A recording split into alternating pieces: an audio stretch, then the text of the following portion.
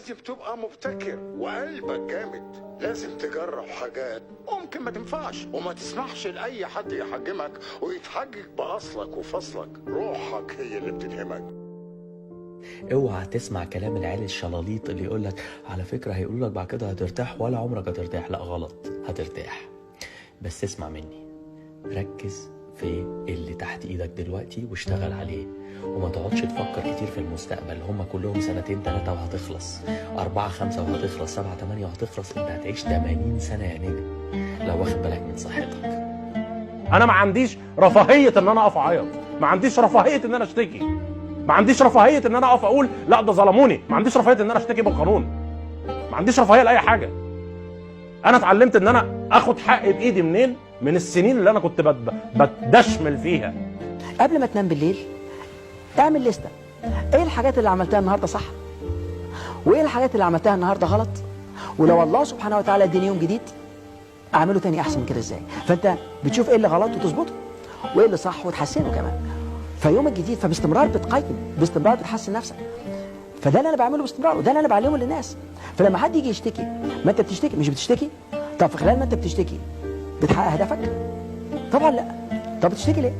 ما تضيعش وقتك في الشكوى، لانك في خلال ما انت بتشتكي في انسان تاني عايش حلمك انت، سايق سيارتك انت، عايش في فيلتك انت، مع الفلوس اللي انت عايزها، مع الزوجه يمكن اللي انت عايز تتجوزها، الله اعلم. انا احب اقول لك حاجه مهمه جدا، خوفك من المستقبل صحي وخوفك من الحاضر منطقي، بس في خوف اكبر من الاثنين انت مش حاسس بقيمته دلوقتي، وهو انك تيجي بعد 5 6 سنين من دلوقتي تقول يا ريتني كنت بدات من امبارح.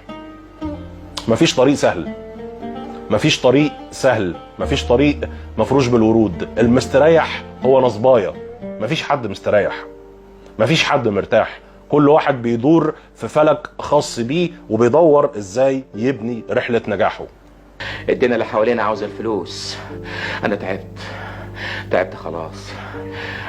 عايز اعيش الدنيا، مش عايز اتفرج عليها.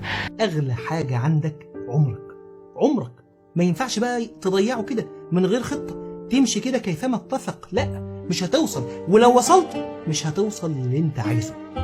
اوعى تيأس من نفسك، اوعى تيأس من عيوبك، اوعى تيأس انك كل شوية تقوم وتقع، اوعى تيأس من الشهوات اللي جواك، اوعى تيأس من معصية كل شوية تقع فيها ولما تقوم منها وتحسب انك خلصت منها تلاقي نفسك وقعت فيها تاني.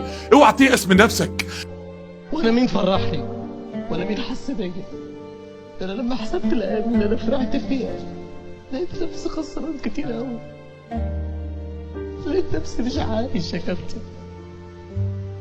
الناس الغلابة اللي انت بينهم اللي بيتنشأوا على حاجة تفرحهم وانت اللي في ايدك تفرحهم، ده ما يفرحكش. لازم تفهم حاجة، ان انت يكفيك شرف المحاولة حتى لو اتغلبت. ولازم تفهم حاجة، اذا بطلت تحلم يبقى الاحسن انك تموت.